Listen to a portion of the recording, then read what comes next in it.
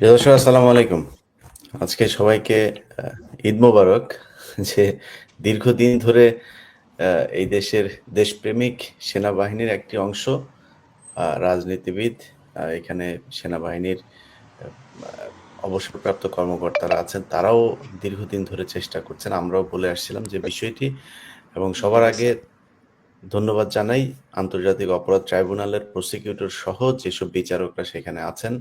সেই সাথে সরকারকেও ধন্যবাদ জানাইতে চাই যে সেনাবাহিনীর ১৫ জনকে পিছমরা দিয়ে তারপরে এই ইয়াতে নিয়ে যাওয়ার জন্য, আজকে ট্রাইব্যুনালে হাজির করানোর জন্য। আপনারা জানেন যে তাদেরকে ট্রাইব্যুনালে শুনানির পর আম গারদে পাঠানো হয়েছিল। সেখান থেকে তাদের আ আ বিশেষ জেল, যেটা ওয়াকারের পালিত স্বরাষ্ট্র উপদেষ্টা জাহাঙ্গীর, সে হঠাৎ করে খুব তাড়াহুড়ো করে, আপনারা দেখেছেন যে বিশেষ জেল, সাব জেল সেটা গঠন করেছে। সেই সাথে আমরা এই অনুষ্ঠানে আসার আগে আমাদের ব্যারিস্টার ফখরুল ভাই বলছিলেন যে নতুন একটি গাড়ি দেখেছেন আজকে। যে গাড়িতে করে তাদেরকে আনা হয়েছে। তো শীতাতপ নিয়ন্ত্রিত এই গাড়িতে করে আনা হলো। আমরা আজকে প্রাপ্তি যেমন আছে, এই প্রাপ্তির পাশাপাশি ওয়াকারের শয়তানি যে এখনো বন্ধ হয় নাই, সেই বিষয়গুলো নিয়েও কথা বলব। আ আমরা ব্রিগেডিয়ার হাসান নাসির, আপনাকে দিয়ে শুরু করি। কেমন দেখলেন আপনাদের সেনাবাহিনীর ১৫ জনকে? এটা বাংলাদেশের ইতিহাসে ১ম এই ধরনের ঘটনা ঘটলো। প্রত্যাশা, প্রাপ্তি, ভালো লাগা, আরো চাওয়া কি বাকি আছে? ধন্যবাদ ইলিয়াস ভাই এবং আমার সাথে সহালোচকবৃন্দ এবং দর্শকবৃন্দ যারা দেখছেন। এটা নিঃসন্দেহে বাংলাদেশের ইতিহাসে একটা বিরল ঘটনা, দুঃখজনক, লজ্জাজনক ঘটনা এবং আমাদের সশস্ত্র বাহিনীর জন্যে দায় মুক্তি বা কলঙ্ক মুক্তির একটা প্রচেষ্টার দিন হিসেবে আমরা মনে করছি। যে ঘটনাটা ঘটেছে, এটা নিয়ে অনেক ধরনের অপপ্রচারের অবসান ঘটেছে আজকে। যে সেনা সদস্যদেরকে বিচার সামরিক বাহিনীর কোর্টে কেন হবে না, কেন এটা আইসিটিতে আসবে, এ নিয়ে তর্ক বিতর্ক, এবং তাদেরকে সেনা হেফাজতে রেখে বিচার করা হবে। বিভিন্ন রকম তর্ক বিতর্কর পরে যেটা হলো, আমি মনে করি এটা একটা বিশেষ ব্যবস্থায় সিদ্ধান্তটা হয়েছে, যেটা ক্ষণস্থায়ী হওয়া উচিত, যেটা স্থায়ী হওয়া উচিত না। এরা যদি কোনো রাষ্ট্রীয় কাজে অপরাধী হতো, যে দায়িত্ব পালনে, রাষ্ট্রীয় দায়িত্ব পালনে এই ধরনের কোনো, যেরকম আমি উদাহরণ হিসেবে বলতে পারি এনএসআই এর অতীতে এনএসআই ডিজি, ডিজিএফআই ডাইরেক্টর, তাদেরকে রাষ্ট্রীয় দায়িত্ব পালনের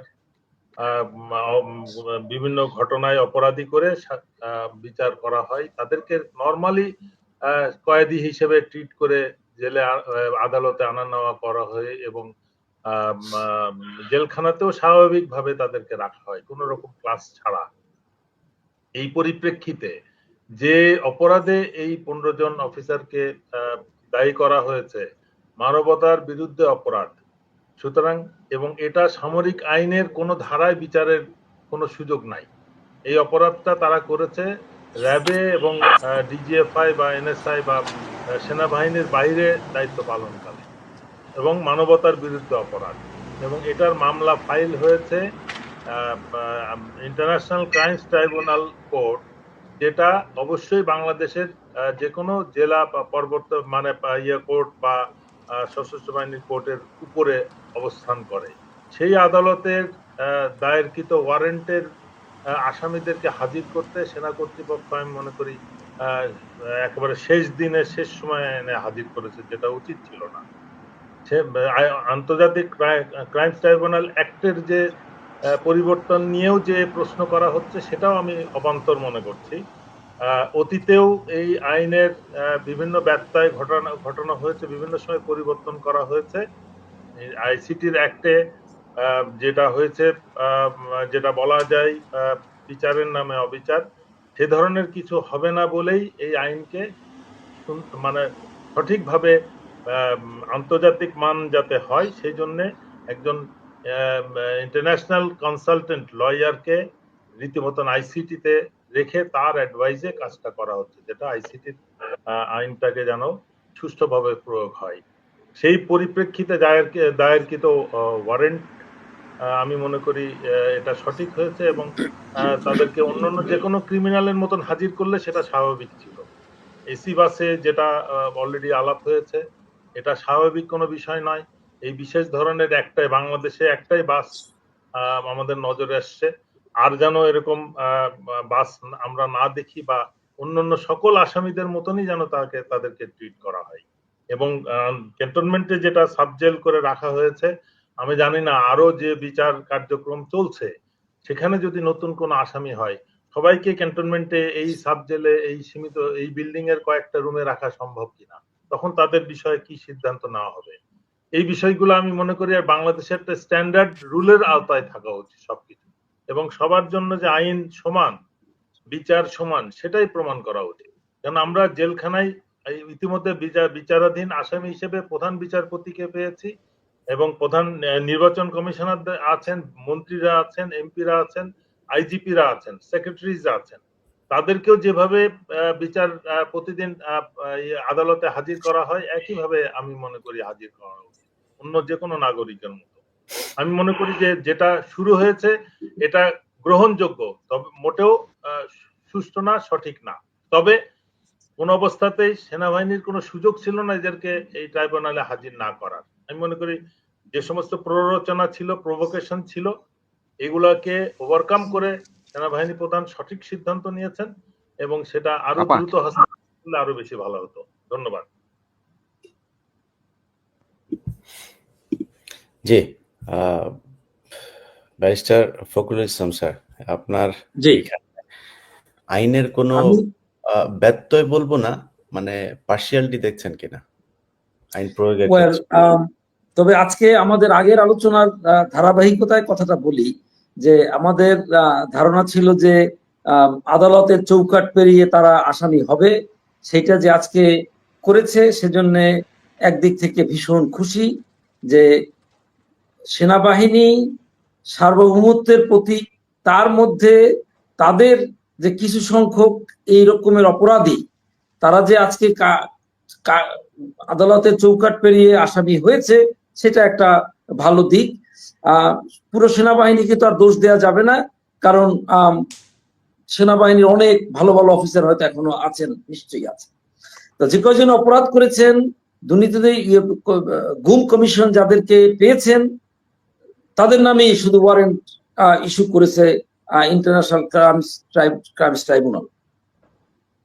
তো আজকে তাদেরকে যে স্পেশাল ট্রিটমেন্ট দেওয়া হয়েছে তাতে আমি একটু ব্যথিত হয়েছি, কারণ তারা যে সাবজেল থেকে এসেছে, আমার মনে হয় তারা সাবজেলেই চলে গিয়েছে। এখন কোশ্চেন হলো দুটো, আদালত বলেছে জেলে প্রেরণ করা হোক, এখন জেল কোড অনুসারে হলো জেলারের মানে জেল সুপার, জেলার জেল কর্তৃপক্ষের দায়িত্ব তাদেরকে কোথায় রাখবেন, দ্যাট ইজ একটা কথা সত্য। কিন্তু অন্যান্য আসামিদেরকে যেহেতু কোনো সাবজেলে রাখার ব্যবস্থা নাই, তাহলে এক্ষেত্রে তাদেরকে আবার ওই ক্যান্টনমেন্টের মধ্যে যে সাবজেল, তারা আসামি হওয়ার আগেই যে সাবজেল গঠিত হয়েছে একটা প্রজ্ঞাপনের মাধ্যমে, সেইখানেই তাদেরকে নিয়ে গিয়েছে।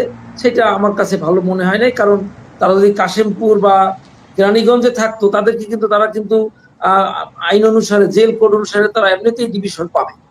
কিন্তু সমস্যা হলো অন্য, ওই সাবজেলে থেকে তারা ভিডিও কনফারেন্স করতে পারবে কিনা, তাদের টেলিফোনের অ্যাক্সেস আছে কিনা, তাদেরকে ওয়াইফাই ব্যবস্থা আছে কিনা, আমার মনে হয় সেই সবগুলোর উপরে হয়তো একটু নজরদারি রাখতে হবে যে তারা কোনো ষড়যন্ত্রের অংশ হচ্ছে কিনা আবার নতুন করে, কারণ কত রকমের ষড়যন্ত্রের কথাই তো শুনছি।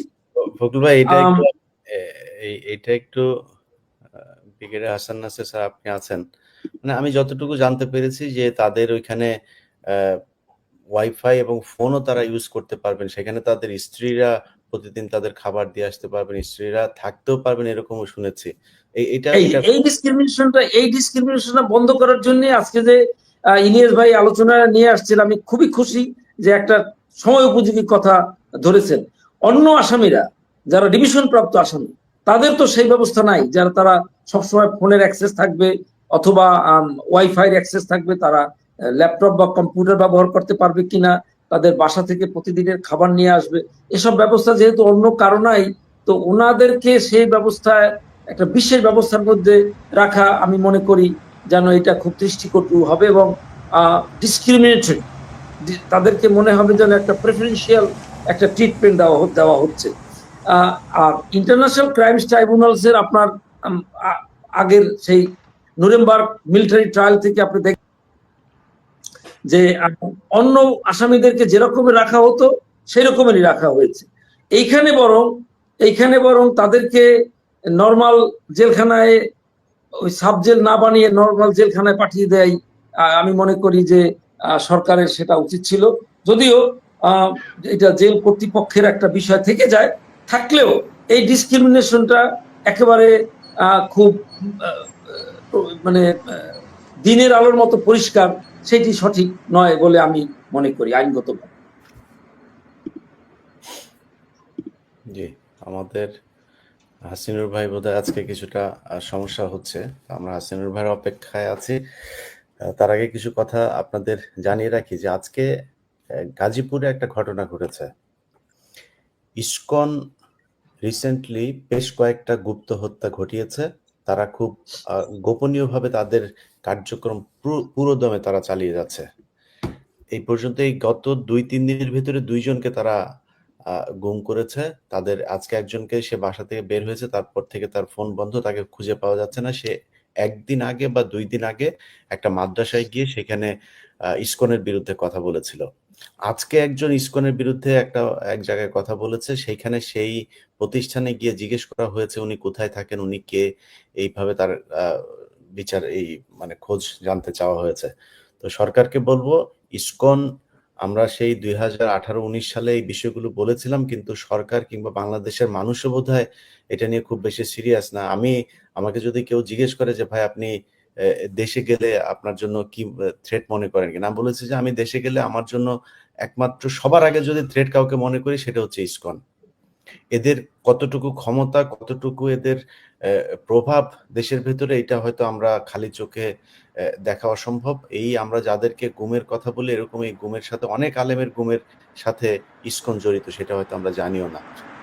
তো এই বিষয়টা সরকারকে এবং গাজীপুর পুলিশ, তারা 2 দিন আগে একটা তাদের ফেসবুক পেজে, এবং তারা বোধহয় এটা বিজ্ঞপ্তিও দিয়েছেন যে 2 দিন আগে যে মেয়েটা ধর্ষিত হয়, বাচ্চা একটা মেয়ে, মাদ্রাসার স্টুডেন্ট, মাদ্রাসার ছাত্রী, তাকে নিয়ে এক হিন্দু তাকে ধর্ষণ করেছে। 3 দিন ধরে তাকে আটকে রেখে তারপর ধর্ষণ করা হয়েছে। সেই মেয়েটাকে ধরার পরে এলাকার মানুষজন যখন কিনা এটা নিয়ে প্রতিবাদ করলো, তখন পুলিশের পক্ষ থেকে বিবৃতি দেওয়া হলো যে এটা কোনো সাম্প্রদায়িক বিষয় না। এটা সাম্প্রদায়িক কি না বা কি, এটা আপনি এখনো তদন্ত করতে পারেন নাই, তো আপনার এত আগ বাড়ায় তারপরে গাজীপুর পুলিশকে কেন বিবৃতি দিতে হলো?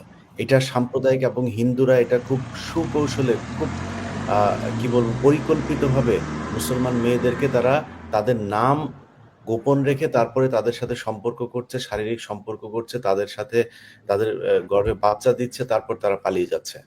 এটা তারা একদম পরিকল্পিতভাবে, এর সাথে হিন্দু মহাজোট, ইসকন, এই হিন্দুদের যেসব কট্টর জঙ্গি সংগঠনগুলো আছে, এরা সবাই জড়িত। তো সেটাকে তিনি হঠাৎ করে বলে ফেললেন যে এটা কোনো সাম্প্রদায়িক। এটা অবশ্যই সাম্প্রদায়িক, এবং এটার বিচার এদেরকে করতে হবে। যদি বিচার না করে, সেই ক্ষেত্রে আজকে সেনাবাহিনীর যে 15 জনের পরিণতি, আমার মনে হয় এটা দেখে সবাই শিক্ষা নেওয়া উচিত। এই দেশে কেউই আইনের ঊর্ধ্বে না। আমরা মনে হয় থ্যাংক ইউ একটা চমৎকার কথা বলেছেন, যে খুবই ভালো লাগছে যে অন্তত এই অভিযুক্তরা আজকে আদালতে এসেছে এবং আদালতের আওতার মধ্যে এসেছে, এবং এই যারা গুম খুন এবং ভারতের তাবেদার সরকারের হুকুম পালন করেছে, এবং তারাও তো হুকুমদাতা বেসিক্যালি, কারণ এই ইন্টারন্যাশনাল ক্রাইমস ট্রাইব্যুনালসে আপনি দেখবেন ওই আলোচনায় সবসময় আসে যে কমন রেসপন্সিবিলিটি, যারই কমান্ড করার ক্ষমতা আছে সে কিন্তু আসামি হইতে পারে। এই ক্ষেত্রে কিন্তু হাসিনা সেই জন্য একা আসামি নয়, ওনার হুকুম ওনারাও তামিল করেছেন ভারতের কৌশলে। কাজেই ওনাদেরকে যে আজকে আইনের আওতায় আনা হয়েছে, সেজন্য আমার খুব ভালো লাগছে যে শিক্ষার, কিন্তু সমস্যা হলো কি যে ইতিহাস থেকে কিন্তু কেউ শিক্ষা গ্রহণ করে তো না। আজকে দেখুন, এই যারা সচিব আছে তারাও তো বলতে পারতো যে তাদেরকে একটা জেলখানায় যারা আছে তাদের জন্য আলাদা ব্যবস্থা রাখা হোক, আমি সে ব্যাপারে আমি খুব ব্যথিত আছি। এই মানে এই ডিসক্রিমিনেশনের জন্য আমি একটু ব্যথিত আছি। আদারওয়াইজ আমি খুব খুশি যে ওনারা চৌকাট পেরিয়ে মধ্যে এসেছে। না, এরা ব্যাপক প্রভাবশালী কিন্তু। আপনি যদি দেখেন যে এই যে এদের ভিতরে লেফটেন্যান্ট কর্নেল রেদওয়ান যখন আন্দোলন চলে, লেফটেন্যান্ট কর্নেল লেভেলের একজন অফিসারকে সেখানে গিয়ে বন্দুক ধরে তারপরে AK-47 দিয়ে গুলি করার দরকার নাই। তিনি নিজে শুয়ে পড়ে তারপরে সেখানে গুলি করছেন। মানে তার সৈনিকরা যখন কিনা তার সাথে গুলি করতে রাজি হয় নাই, তখন তিনি নিজে গুলি করে তাদেরকে সাহস দিচ্ছেন। অতএব এটা আমরা একটা ভিডিও দেখেছি। জি, আমরা শুধু একটা ভিডিও দেখেছি। এরকম কত গুলি সে করেছে সেটা রাইট। তো আমরা জানি না। সো এই জায়গাগুলোতে তাদের যে প্রতাপ, এখানে ব্রিগেডিয়ার হাসান নাসের আছেন, তিনাকে পিএনজি করা হয়েছে। মানে মানে যারাই দেশপ্রেমিক তাদেরকে পিএনজি, আর যারা কিনা দেশের বিরুদ্ধে কাজ করেছে তাদের পদোন্নতি দেওয়া হয়েছে, তাদের নানান ধরনের সুযোগ সুবিধা দেওয়া হয়েছে। এবং এর মাঝখানেও সেনাবাহিনীর বেশ কয়েকজন অফিসার তাদেরকে ভারতে পাঠানো হয়েছে। তো এই জিনিসগুলো আমরা দেখছি। তো সো তারা গুম খুনের সাথে জড়িত। এখানে প্রীতি দেখানোরও কিছু নাই, এখানে সম্মান দেখানোরও কিছু নাই। গুম খুন, যারা গুম হয়েছে, আপনার সেনাবাহিনী গুম হয়েছে, আমরা সাধারণ মানুষেরও না, আপনার সেনাবাহিনী গুম হয়েছে। এবং মূল বিষয় হচ্ছে আমরা যে আলোচনাটা আজকে করছি, সেই আলোচনাটার যদি নাকি শেষের দিকে বলতে হয় যে ওয়াকার কেন এই শীতাতপ নিয়ন্ত্রিত গাড়ি সাব জেলে এই স্বরাষ্ট্র উপদেষ্টা জাহাঙ্গীরকে দিয়ে সাব জেল টেল করার কারণ হচ্ছে ওয়াকারের ভেতরে ভয় আছে যে সেও তো সেনাপ্রধান ছিল। যদি পুলিশ প্রধান তার পুলিশের অপকর্মের জন্য জেলে থাকতে পারে, তাহলে ওয়াকার কেন থাকবে না? 2 দিন পরে ওয়াকারও থাকতে পারে, কিন্তু এটা মাথায় রাখতে হবে এখনো। সো ওয়াকারের সেই ভয় আছে, যেই কারণে সে যতটা পারে তার কোলের মধ্যে রাখার চেষ্টা করছেন। এসব কোলে টোলে রেখে লাভ হবে না। আমরা তাজুল ভাইকে ধন্যবাদ জানাই এবং তাজুল ভাই নিরাপত্তা বাড়ানো হোক। এবং ডক্টর ইউনূসকে বলবো, ইউনূস সাহেব শয়তানি বহুত করেছেন, আপনার উপদেষ্টারা দুর্নীতি লুটপাট অনেক করেছে, কিন্তু এই বিচারগুলো আপনাকে করতে হবে। আর স্বরাষ্ট্র ইলিশ উপদেষ্টা, ভাই, জি ইলিশ ভাই, এখানে একটা বিষয় লক্ষণীয়। আমরা একটা দেখছি যে আমাদের অবসরপ্রাপ্ত অফিসারদের একটা অংশকে বলা যায় যে কর্তৃপক্ষ কিনে নিয়েছে তাদের পক্ষে মতবাদ প্রচারের জন্য। লয়ারকে যেমন ফি দিলে আসামি যত বড় অপরাধী হোক তার পক্ষেই আদালতে কথা বলে, এরকম লয়ারও কথা বলছে একই রকম, যে এদেরকে সেনা আইনে বিচার করা হোক। প্রেসিডেন্ট জিয়া হত্যার মামলা সামরিক আইনে হয়েছে, কিন্তু লয়ার উনি নিজেও জানে যে ওটা একটা মিউটিনির বিচার হয়েছে, প্রেসিডেন্ট হত্যার বিচার হয়। তো মিউটিনির বিচার সেনা আইনের 31 ধারায় হয়, অথচ এখানে বলা হচ্ছে যে মানবতার বিরুদ্ধে অপরাধ, এটা সেনা আইনের 27 ধারায় বিচারযোগ্য। ওয়ারাস 27 ধারায় বলা আছে যে ইনঅ্যাক্টিভ সার্ভিস যদি অপরাধ হয়, তখন অ্যাক্টিভ সার্ভিসের ডেফিনেশনও বলা আছে, অপারেশন চলাকালীন যদি কোনো অপরাধ ঘটে। এই ধরনের আইনকে মানে রং ইন্টারপ্রিটেশন করা হচ্ছে। আবার আরেক দল যাদেরকে বিভিন্ন রকম সুবিধা দিয়ে বক্তব্য কিনে নিচ্ছে এবং টেলিভিশনে প্রচার করতেছে যে সেনাবাহিনীর অফিসারদেরকে আলাদা জেলে অতীতেও রাখার ইতিহাস রয়েছে। কি ইতিহাস? কি প্রেসিডেন্ট এরশাদকে রাখা হয়েছে সাব জেলে, প্রধানমন্ত্রী প্রাক্তন প্রধানমন্ত্রী বেগম জিয়া এবং শেখ হাসিনাকে রাখা হয়েছে। দেশের মানে প্রেসিডেন্ট এবং প্রধানমন্ত্রীর স্ট্যাটাস আর মানবতার বিরুদ্ধে অপরাধী দায়ী যারা এবং চার্জশিট হয়েছে, ওয়ারেন্ট ইস্যু হয়েছে, এমন অপরাধী কি একই কাতারে পড়ে, একই লেভেলের? মানে আমরা কি কম্পেয়ার করে আমরা বোধ শক্তি জ্ঞান সব হারিয়ে ফেলেছি, যে তাদেরকে আমরা বলছি যে অতীতেও এরকম ভুরি ভুরি নাকি উদাহরণ আছে। 3টা উদাহরণ আছে, তারা হচ্ছে সরকার প্রধান এবং রাষ্ট্রপ্রধান। আর আমরা এখানে বিচার, এখন আমরা আজকে যাদের নিয়ে আলাপ করছি তারা হচ্ছে মানবতার বিরুদ্ধে অপরাধী সেনা সদস্য।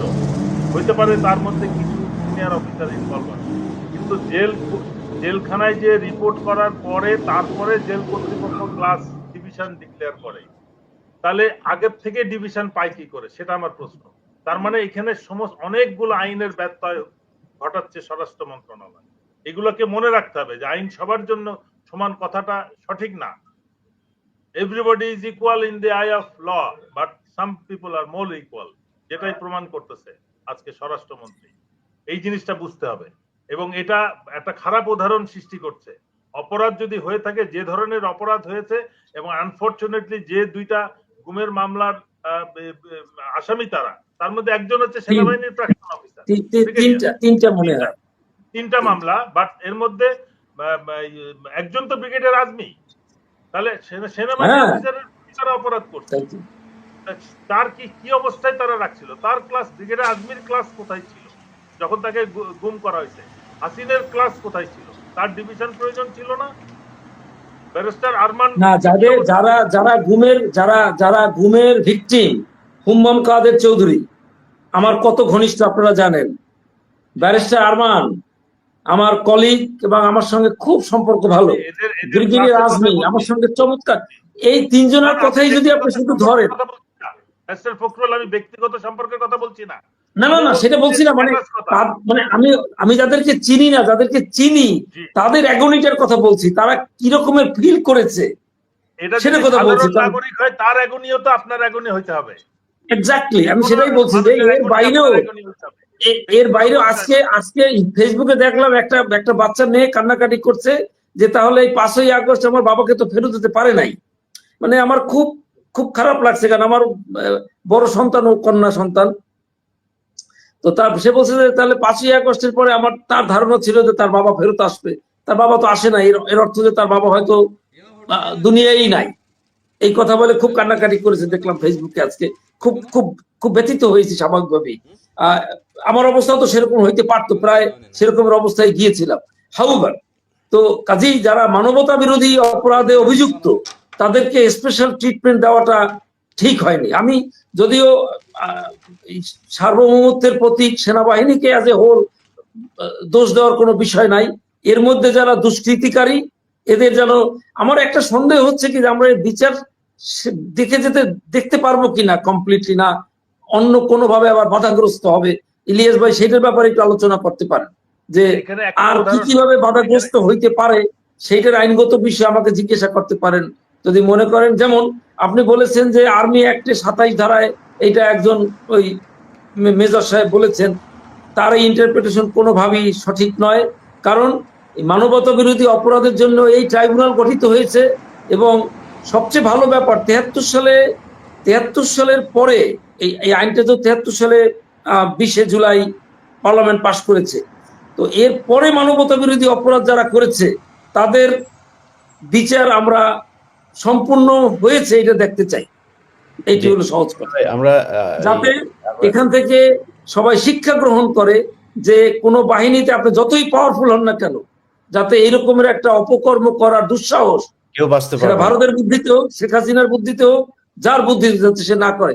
আর্মি অ্যাক্টের মধ্যে কিন্তু আপনারা আর্মি অফিসাররা জানবেন যে আপনার ইলিগাল অর্ডার মানতে কিন্তু আপনি বাধ্য না। কর্নেল হাসিনুর আপনারে অনেক। এবং আমি এই প্রসঙ্গে একটু বলি, আমি জেলখানায় থাকার সময় মেজর আরিফ আমার পাশের রুমেই ছিল। তাকে কত রকমের ভাবে ব্যবহার করেছে র্যাব, তার বর্ণনা মাঝে মাঝে সে দিয়েছে, আমি শুনে শিহরে উঠতাম। জি, ওই 7 খুনের আসামি, আপনারা জানবেন, নাম জানবেন, মেজর আরিফ। আপনার আজকের যেই সারাদিনের ঘটনা পরিক্রমা কি মনে হচ্ছে, কেমন লাগছে? এই বিচার শেষ পর্যন্ত ফখরুল ভাই যেটা সন্দেহ প্রকাশ করেছেন, আশঙ্কা প্রকাশ করেছেন যে শেষ পর্যন্ত বিচারটাও করা যাবে কিনা, কারণ তাদের আমরা যতটুকু জানতে পেরেছি যে সাব জেলের যে সুযোগ সুবিধা রাখা হয়েছে সেখানে এই তাদের স্ত্রীদেরকেও সেখানে থাকতে দেওয়া হবে। স্ত্রীদের থাকতে দেওয়া মানে গার্লফ্রেন্ডরাও থাকতে পারে, ফোন রাখতে দেওয়া হবে, ওয়াইফাই থাকবে, স্মার্টফোন ইউজ করতে পারবে, এই বিষয়গুলো সেখানে থাকবে এরকম শুনতে পেরেছি। এটা কতটুকু সত্য? বিসমিল্লাহির রহিম। ভাই আমি সকালবেলায় ছিলাম সে আইসিডিতে, তো আমি খুব খুশি। আমার দাদুল ভাই বললো সব ঠিকঠাক, কোনো অসুবিধা নাই। আমি ধন্যবাদ দেওয়ার পরে জানতে পারলাম কারাগারে যাচ্ছে। তো আমি কিউরিওসিটি জিজ্ঞেস করলাম, ভাই কোন কারাগারে যাচ্ছে আসলে? কাশিমপুর না ওইটা? তো ভাই সাব জেল। এটা কেন হইলো? তখন বলতেছে, ভাই আমার কিছু করার নাই, আদালত রায় দিয়েছে কারাগারে যাবে। অর্থাৎ আদালতের রায়ের পরে এটা ওইখানে মানে আপনাকে আইজিপি প্রিজন তার দায়িত্ব পড়ে তাকে গাইড করে কোন কারাগারে নিবে। এখন এটা যত সহজ আমি বললাম এত সহজের না। আপনি দেখেন এসি বাসটা আবিষ্কার করলো কি, কার পয়সা কেনা হয়েছে, কোন মন্ত্রণালয় কিনছে? এটা হইতে হবে হোম মিনিস্ট্রি কিনছে, না কেলে হোম মিনিস্টার এক্ষুন পদত্যাগ করা উচিত। এই ধরনের বাটপার হোম মিনিস্টার আমাদের দরকার নাই। এইরকম স্বজনপ্রীতি হোম মিনিস্টার আমাদের দরকার নাই। উনি আমার খুব আদরের, বাট আমি লজ্জিত, আমি খুবই দুঃখিত এই ধরনের স্বজনপ্রীতি করার জন্য, যেখানে সাধারণ গাড়িতে আসা যাওয়া করে পুলিশের আইজিপি। আমাদের ওখানে আগে ছিলেন জেনারেল হারুন, সেনাপ্রধান বীর প্রতীক, তারপর ছিলেন আমাদের জেনারেল ইরশাদ, স্যাররা বলছেন 75-এর যে নায়ক, তাদেরকে ওইভাবে জেলে রাখা হয়েছে। এমন কি হলেন এনাদেরকে এই ট্রিটমেন্ট দিতে হবে? হ্যাঁ, সরকার চাইলে অবশ্যই ট্রিটমেন্ট দিতে পারে। ওই 5 স্টার হোটেল শেরাটন, তার উপরে 2টা রুম নিয়ে নিল, অসুবিধা নাই। সবাইকে একটা করে হুড দিল, কোনো আপত্তি নাই। কিন্তু কেন এদেরকে ক্যান্টনমেন্টের ভিতরে? এটা একটা বৈষম্য সৃষ্টি করবে, আগামীতে এটা খারাপ প্রতিফলন হবে, মানুষ আর উৎসাহ পাবে যে অপরাধ করে মুক্তি পাওয়া যায়। এখন একটা কথা বলি, কেন তাদেরকে আনা হচ্ছে না? আমি যেটা সন্দেহ করি, এরা যদি মুখ খোলে, এরা মুখ খোলার জন্য অনেকে উদগ্রীব, আমার সাথে যোগাযোগ করছে, আমরা সব বলে দিব। এরা আইসিডিতে কোনো কথা বলে নাই, কারণ গোয়েন্দাদের প্রেসারে তোমরা কোনো কথা বলবা না, আইসিডিতে কোনো টর্চার হয় না, কোনো কিছু হয় না, এই কমন রেসপন্সিবিলিটি পানিশমেন্ট হচ্ছে। কমন রেসপন্সিবিলিটি তো তোমার দায়িত্ব ছিল। অনেকে একদম জানেই না হয়তো কে তার ছেলে আছে, নাম জানে, দেখে নাই কখনো। কথা হলো আপনারা কোনো এই লোকগুলি কোনো কোঅপারেট করে নাই আইসিডির সাথে। আগামীতে যাতে কোঅপারেট করতে না পারে এই জন্যই সাবজেল। এখন আপনি চেষ্টা করলেও আপনি পারবেন না, মোড়ামুড়ি করবে, ভয় দেখাবে। আমি মনে করি গোয়েন্দা সংস্থা সম্পূর্ণ নিষিদ্ধ করে দেওয়া উচিত আইসিডিতে, এবং এরা যেন না আসতে পারে, ইনফ্লুয়েন্স না করতে পারে, এবং অতি দ্রুত এদের এখান থেকে সরাইয়া কেন্দ্রীয় কারাগারে নিয়ে যাক। বিশেষ করে কাশিমপুর কারাগারটা দূরে হলেও অনেক সুবিধা, নিরাপদ এবং ভালো, এবং সম্মান নিয়ে বসবাস করা যায়। আমার কাছে খারাপ লাগে সেনাবাহিনী অফিসার আমার কষ্ট দেয়, আর যে অপরাধ করছে সেই জন্য তো আপনি দায়বদ্ধ, আপনার তো কোঅপারেট করেন নাই।